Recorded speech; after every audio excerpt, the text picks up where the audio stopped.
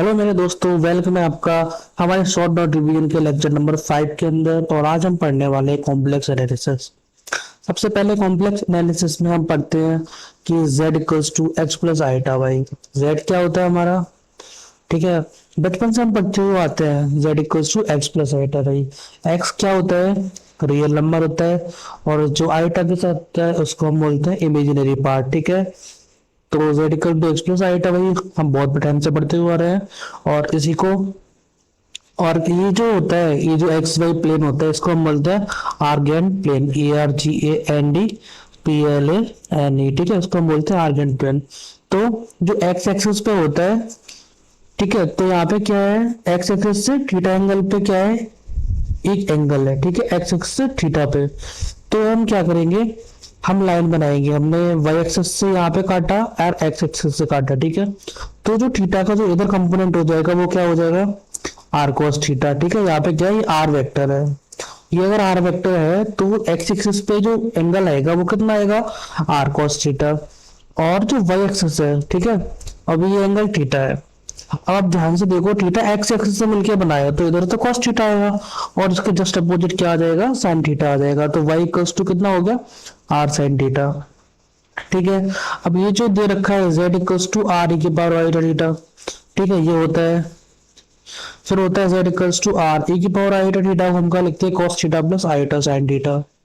Okay, now z का mod square equals to कितना होता है, आर स्क्वायर।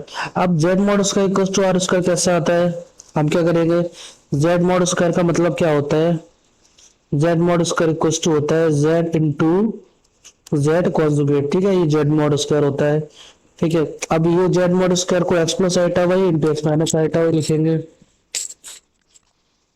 ओके, तो x plus iota Y into x minus का आईटा वाई कितना हो जाएगा, आर स्क्वायर हो जाएगा।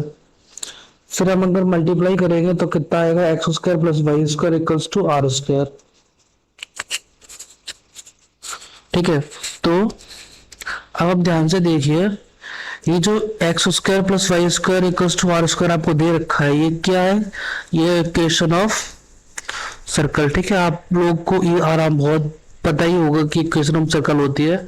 एंड अगर इस टाइप से आपके पास इक्वेशन आ रही है, modulus of z minus a equals to r, इसका मतलब क्या होता है, जो सर्कल है उसका जो सेंटर है वो कहाँ पे, ए के पास है, और जो रेडियस है वो आर है, ये इसमें लिखा है, ठीक है। एग्जांपल देख लो, modulus of z minus two equals to 1। अब ये क्या है, कभी भी अगर ऐसा फॉर्मेट आ जाए तो आपको समझ जाना है कि ये जो इक्वेशन दे रखी है किसकी इक्वेशन है, इक्वेशन ऑफ सर्कल, ठीक है। ये सर्कल की इक्वेशन है जिसका सेंटर कहाँ पे है, 2 पे है, और इसका जो रेडियस है सर्कल का वो कितना है, 1 है। अब आप ये जो इक्वेशन दे रखा है इसका एक्स वाई प्लेन बनाएंगे। कुछ इक्वेशन में क्या दे रखा है, सेंटर 2 पे होना चाहिए और जो रेडियस होनी चाहिए वो कितना होना चाहिए, 1 होनी चाहिए, ठीक है। ये आपको समझ आ गया। अब ये हमारे पास ये थीटा निकालना होता है, थीटा इक्वल्स टू कितना होता है, tan inverse y upon x, ठीक है, -1। अभी कभी कभी क्या रहता है ना, हम क्वेश्चन सॉल्व करते हैं तो उसमें -1 आ जाता है, ठीक है। तो हमें ये पता होना चाहिए कि -1 को एक्सपोनेंशियल फॉर्म में हम क्या लिखते हैं, ठीक है। तो -1 को एक्सपोनेंशियल फॉर्म में हम क्या लिखते हैं, e की power आईटा 2n plus 1 into pi, ठीक है। आपको ये पता होना चाहिए, ये कुछ चीजें हैं। फिर कुछ प्रॉपर्टीज हमारे पास, so here are some important property just like z mod square equals to कितना होता है, z इंटू में z स्टार, ठीक है। ये कुछ इंपॉर्टेंट प्रॉपर्टीज हैं जो आप सभी को पता होना चाहिए। सेकंड होता है कि z1 अपॉन z2 का जो मॉडुलस होता है वो किसके बराबर होता है, z1 modulus upon z2 modulus, ठीक है। जो थर्ड प्रॉपर्टी होती है वो बोलती है कि जब हम z1 z2 का आपस में मल्टीप्लाई करते हैं और उसका मॉडुलस लेते हैं वो किसके बराबर होता है, z1 modulus into z2 modulus. Fourth property बोलती है कि z1 प्लस z2 को हम ऐड करने के बाद उसका अगर मॉडुलस लेंगे तो उनके इंडिविजुअल मॉडुलस के एडिशन के बराबर हो जाएगा। सिमिलरली z1 माइनस z2 का जो मॉडुलस लेंगे वो इनके इंडिविजुअल मॉडुलस के माइनस के बराबर हो जाएगा। ओके, अब कुछ इंपॉर्टेंट प्रॉपर्टी है हमारे पास, जैसे कि हमारे पास सी की पावर आईटा थीटा क्या होता है, ठीक है, cos theta plus iota sin theta. A की पावर माइनस आईटा थीटा क्या होता है, cos theta minus iota sin theta. And cos theta क्या होता है, e की power iota theta plus e की power minus iota theta upon two. Sine theta क्या होता है, e की power iota theta minus e की power minus iota theta upon two iota. दोनों में डिफरेंस क्या होता है, एक तो माइनस और प्लस होता है, और इसमें टू है, इधर टू आईटा है, ठीक है। ये cos थीटा sin थीटा में डिफरेंस रहता है, जिससे आप इसी को आसानी से याद रख सकते हो। फिर एक और फॉर्मूला यूज होता है, उसको हम बोलते हैं ऑयलर फॉर्मूला। वो क्या होता है, E power iota theta equals to cos theta plus iota sine theta. And De Moivre formula बोलता है कि जब भी पावर में एन आ जाता है तो हम क्या करते हैं, कॉस थीटा और साइन थीटा में एन का मल्टीप्लाई कर देते हैं। ये जो ई की पावर आई थीटा की जो पावर एन है वो इस फॉर्मेट में भी हो सकती है, ठीक है। तो ये भी आप याद कर लो। उसके बाद हमारे पास है बाइनोमियल थ्योरम। अब इस बाइनोमियल थ्योरम को बचपन से पढ़ते हुए आ रहे हैं। वन प्लस एक्स की पावर एन कितना होता है, one plus n into max plus n into n minus one upon factorial two into x square plus dot dot dot dot, ठीक है। इनफाइनाइट सीरीज है, इनफाइनाइट तक जाएगी। उसके बाद हमारे पास होता है क्यूब रूट ऑफ यूनिटी। अब हमारे पास तीन रूट्स होते हैं, ठीक है। क्या क्या होते हैं, एक वन होता है, एक ओमेगा होता है, ओमेगा स्क्वायर होता है। जब भी हम तीनों रूटों का सम करते हैं तो जीरो आता है, और अगर प्रोडक्ट करते हैं तो हमें क्या मिलता है, वन मिलता है, ठीक है। प्रोडक्ट करने पे वन मिलता है, सम करने पे जीरो मिलता है, ठीक है। अभी कुछ और इम्पोर्टेंट प्रॉपर्टीज हैं, जैसे कि जो मेन आएंगी पेपर में सीएसआई नेट के, ठीक है, वो आपको बता देता हूँ। एक तो आपको ये पता होना चाहिए कि कॉची रायमन इक्वेशंस क्या होती है। सबसे इम्पोर्टेंट जो इसके अंदर इक्वेशंस हैं वो यही है, ठीक है। सीएसआई नेट के अंदर इससे बहुत ज्यादा क्वेश्चन आए हैं, और सबसे ज्यादा इम्पोर्टेंट है तो ये आपको याद होना चाहिए कि del v upon del x will be equals to del v upon del y. Del v upon del y will be equals to minus del v upon del x, ठीक है। दोबारा पढ़ लेते हैं, del v upon del x equals to del v upon del y. Del v upon del y equals to minus of del v upon del x, ठीक है। ये दोनों क्या होती है, कोची रायमन इक्वेशन होती है। तो जब ये दोनों इक्वेशन अगर सेटिस्फाई होंगी तभी हम क्या बोलेंगे, फंक्शन एनालिटिक है, ठीक है। ये जो फॉर्म था, ये फॉर्म हमको दे रखा है कार्टेशियन फॉर्म में। अगर कभी क्वेश्चन क्वेश्चन क्या आता है, थोड़े से डिफरेंट आते हैं, थोड़े से डिफिकल्ट आते हैं, तो हो सकता है वो सीधे सीधे ना पूछे, वो पूछे कि पोलर फॉर्म में सीआर इक्वेशंस क्या होती हैं। अब आप क्या बताओगे, ठीक है। तो आपको ये दोनों भी याद होनी चाहिए।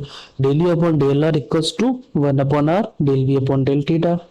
Del u upon del theta equals to minus of r del v upon del r, ठीक है। आपको ये दोनों पता होना चाहिए। अभी कुछ प्रॉपर्टी है, मतलब कुछ टिप्स है, मतलब आप बोल सकते हो कि एक शॉर्ट फॉर्मूला है जिससे आप आराम से बता सकते हो कि फंक्शन एनालिटिक है या फंक्शन एनालिटिक नहीं है, ठीक है। क्वेश्चन में दे रखा है अगर कोई भी फ्रैक्शनल पावर होगी, ठीक है, ध्यान से सुनना आप। अगर कोई भी फ्रैक्शनल पावर है हमारे फंक्शन के अंदर तो वो क्या होगा, एनालिटिक नहीं होगा, ठीक है। एक इंपॉर्टेंट पॉइंट है, आप इससे चुटकियों में आइडेंटिफाई कर सकते हो कि फंक्शन एनालिटिक है या फंक्शन एनालिटिक नहीं है, ठीक है। जैसे कि ये दे रखा है आपके पास जेड प्लस जेड वर। अब इधर क्या है, ये क्या है, यही है हमारे पास कॉन्जुगेट, तो ये क्या हो जाएगा, एनालिटिक नहीं होगा, ठीक है। उसके बाद क्या दे रखा है, कुछ प्रॉपर्टीज है। साइन ए प्लस बी का फॉर्मूला क्या होता है, ठीक है। आप ये ट्रिग्नोमेट्री में पढ़ते हो, sine A cos B plus cos sine B. फिर दे रखा है कॉस बाई का फॉर्मूला क्या होता है, तो e की power iota y plus e की power minus iota y upon two. Cos iota y equals to e की power minus iota y plus e की power iota y upon two. And cos iota y equals to cos hyperbolic y, ठीक है। तो कुछ दो properties आपको पता होनी चाहिए कि कॉस आइटा बाई किसके बराबर होता है, कॉस हाइपरबोलिक बाई के बराबर, और जो साइन आइटा वाई होता है वो किसके बराबर होता है, iota into sine hyperbolic y, ठीक है। ये दो प्रॉपर्टीज है, ये भी आपको याद होनी चाहिए, है ना। ये यहाँ पे लिखी हुई है कि जो साइन हाइपरबोलिक वाई होता है उसका एक्सपोनेंशियल फॉर्म ये होता है, कोस हाइपरबोलिक वाई का एक्सपोनेंशियल फॉर्म ये होता है। और साइन आइटा वाई को हम क्या बोलते हैं, iota into sine hyperbolic y. ये कुछ इंपॉर्टेंट प्रॉपर्टीज है जो आप कॉम्प्लेक्स में क्वेश्चन सॉल्व करोगे तो उसमें ये प्रॉपर्टीज यूज हो जाएंगी। ठीक है, इनसे ऐसा नहीं है कि सीधा क्वेश्चन आ जाएगा, बट अगर आपने प्रैक्टिस की होगी तो आपको पता होगा कि ये क्वेश्चंस में ये बहुत ज्यादा यूज होती है। ठीक है, अब कुछ इंपॉर्टेंट चीजें जिनसे क्वेश्चन आता है वो आपको बता देता हूँ, क्योंकि फॉर्मूला शॉर्ट नोट्स तो सबसे ज्यादा short notes I think mathematics में कॉम्प्लेक्स एनालिसिस के अंदर ही है। बहुत सारे फॉर्मूलेस हैं, सारे फॉर्मूलेस को अगर हम बताएंगे तो ये वीडियो 1-2 घंटे की हो जाएगी। हमें क्या करना है, कम टाइम में ज्यादा कवर करना है। ठीक है, तो ये भी एक इम्पोर्टेंट टर्म है। सीएसआई नेट में तो काफी बार क्वेश्चन आया है इससे कि अगर हार्मोनिक फंक्शन है तो आप बताओ कैसे प्रूफ करोगे। तो हम क्या करेंगे, उसका डेल स्क्वायर यू लेंगे और इक्वल टू 0 करेंगे। ठीक है, अगर ये सेटिस्फाई कर रहा है तो वो क्या हो जाएगा, हार्मोनिक फंक्शन हो जाएगा। या फिर हम डेल स्क्वायर भी निकालेंगे, उसको 0 के इक्वेट करेंगे, अगर सेटिस्फाई कर रहा है तो हार्मोनिक फंक्शन आ जाएगा।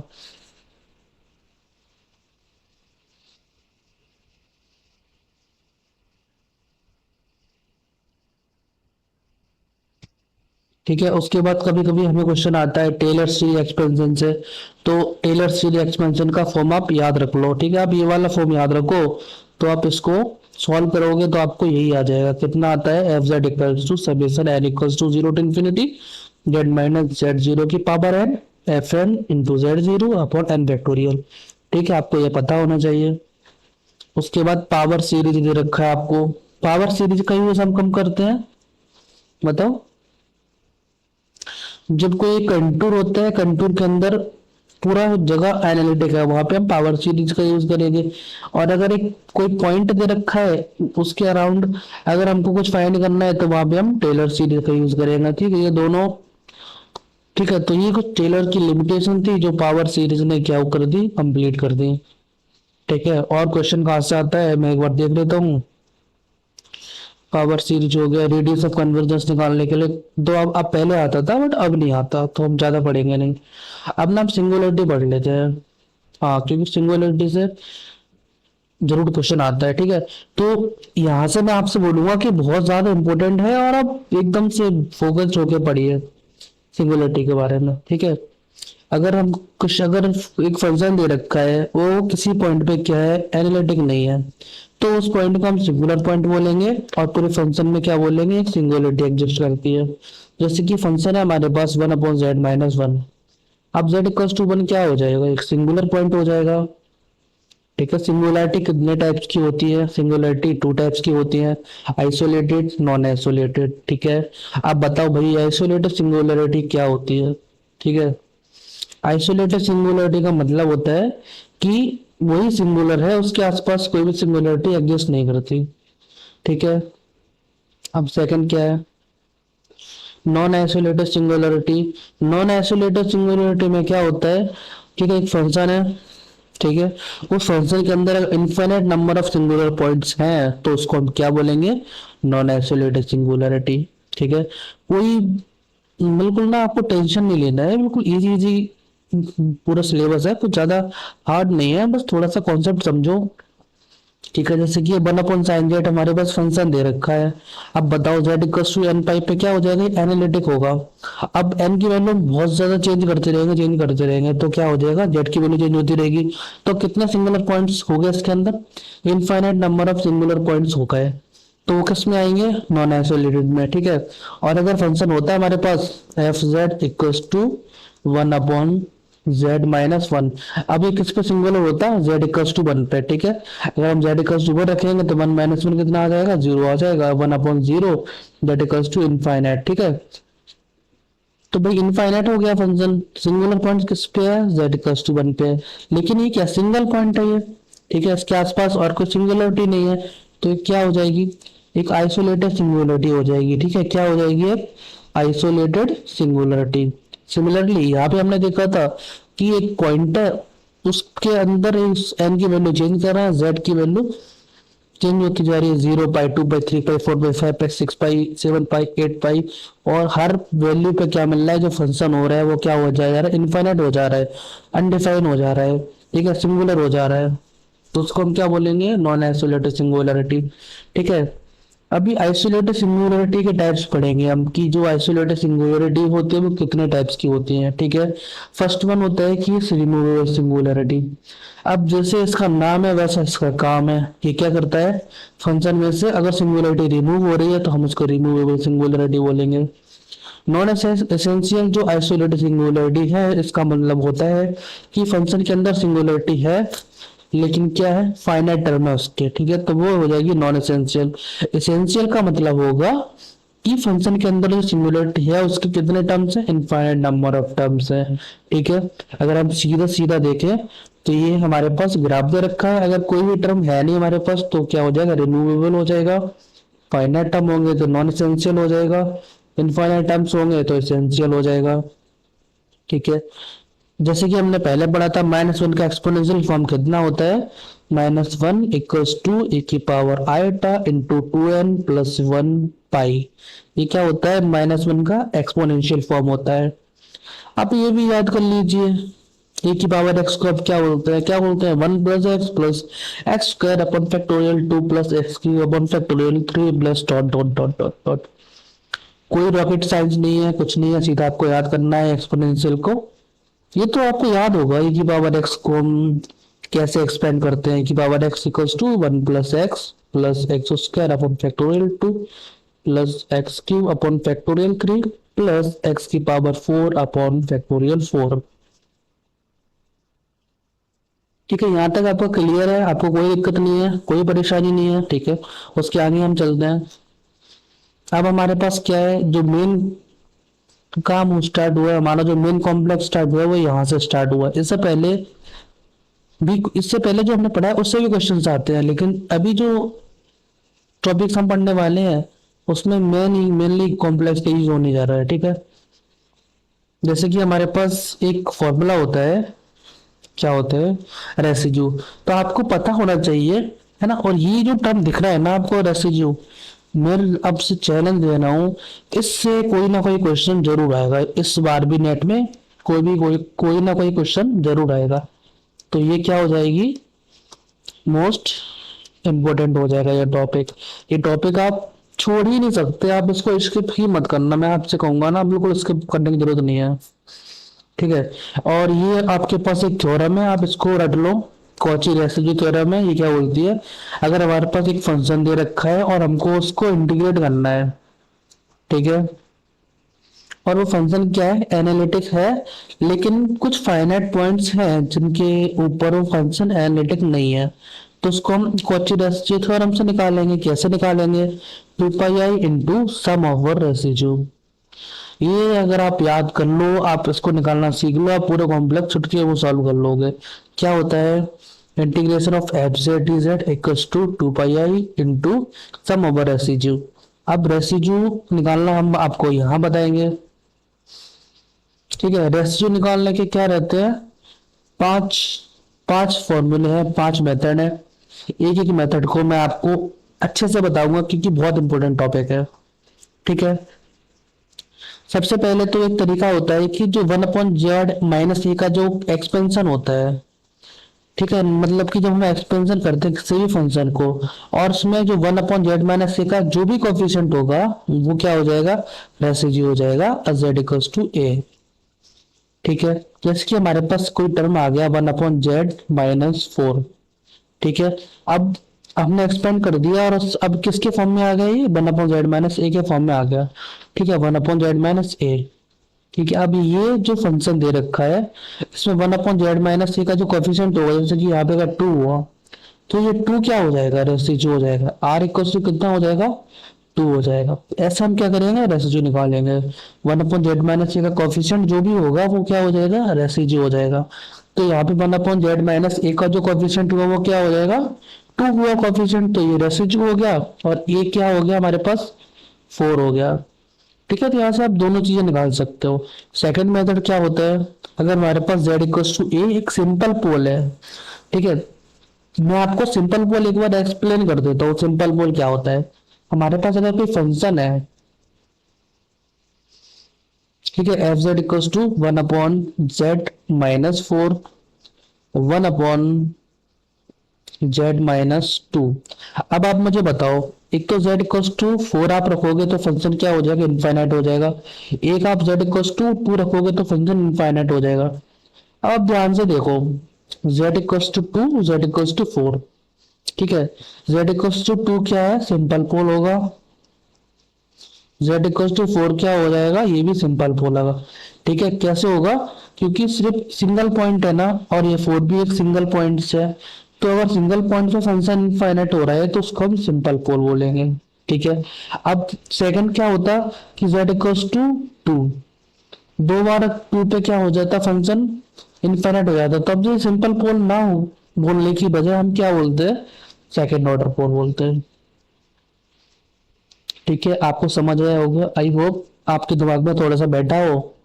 अगर बैठ रहा है तो बहुत अच्छी बात है। अब हम मेथड थ्री पढ़ेंगे। मेथड थ्री में क्या होता है, z इक्वल्स टू ए, क्या है, एक mth ऑर्डर का पोल है, मतलब कि सिंपल पोल नहीं है, उससे कुछ हायर ऑर्डर का है। तो उसको हम कैसे सॉल्व करेंगे, r will be equals to 1 upon m minus factorial d upon dz की पावर m minus के 1 z minus a की power m into f of z at z equals to a। ठीक है, ये तीन मेथड हो गए। अब ये फोर्थ जो मेथड है, ये मेथड को आप कब अप्लाई कर सकते हो, जब क्या होना चाहिए, सिंपल पोल होना चाहिए, तब हम इस मेथड को अप्लाई कर सकते हैं। इसमें हम रेसिड्यू निकालते कैसे हैं, फाइव जेड अपॉन में जो डिवाइड डिनोमिनेटर में जो फंक्शन होता है उसको हम डिफरेंशिएट कर देते हैं और z इक्वल्स टू ए की वैल्यू पुट कर देते हैं। कब अप्लाई कर सकते हैं इस मेथड को, जब हमारे पास क्या होगा, सिंपल पोल होगा। ठीक है, ठीक है। हाँ, फिफ्थ होता है हमारे पास जो रेसिड्यू दे रखे हैं वो कहाँ पे, इनफाइनाइट पे है। अगर कभी ऐसी कंडीशन आ जाए कि जो रेसिड्यू इनफाइनाइट पे है तो हम उसमें मेथड फाइव यूज करेंगे।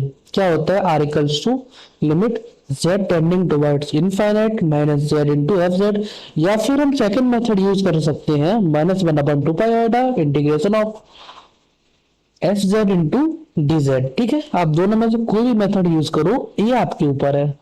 ठीक है, तो पूरे चैप्टर में सबसे इम्पोर्टेंट जो टॉपिक था वो था रेसिड्यू का टॉपिक। आप अगर रेसिड्यू निकालना सीख जाओगे तो ये मान के चलो आपका 50 to 60 मतलब 60 to 70% आपका जो कॉम्प्लेक्स एनालिसिस है वो आपका कंप्लीट हो गया। आपको थोड़ा सा क्वेश्चन करोगे, आप क्वेश्चन प्रैक्टिस करोगे रेसिड्यू निकालने के, तो आपको कॉन्फिडेंस आएगा कि हाँ कॉम्प्लेक्स एनालिसिस इजी है। अगर आप क्वेश्चन प्रैक्टिस नहीं करोगे तो डेफिनेटली आपको प्रॉब्लम फेस होगी। ठीक है, तो आज के लेक्चर में हम इतना ही रखते हैं। अब हम आपसे नेक्स्ट लेक्चर में मिलेंगे। ठीक है, मेरी आपसे रिक्वेस्ट है, अगर हो सके तो प्लीज मेरे चैनल को सब्सक्राइब कर दीजिए, क्योंकि मुझे भी लगता है कि मैं वीडियो डाल रहा हूँ, मुझे थोड़ा सा सपोर्ट नहीं मिल रहा अपने दोस्तों से। अगर थोड़ा सपोर्ट करो तो आप कर दीजिए, बाकी आपके ऊपर है। ठीक है, नेक्स्ट लेक्चर अब हम क्वांटम मैकेनिक्स का रखेंगे, क्योंकि मैथमेटिक्स के जो भी इम्पोर्टेंट टॉपिक्स थे हमने सारे कवर कर लिए। अब हम मैथमेटिक्स को स्टार्ट करेंगे और एक दो दिन में कंप्लीट करके आगे बढ़ेंगे। ठीक है, थैंक यू।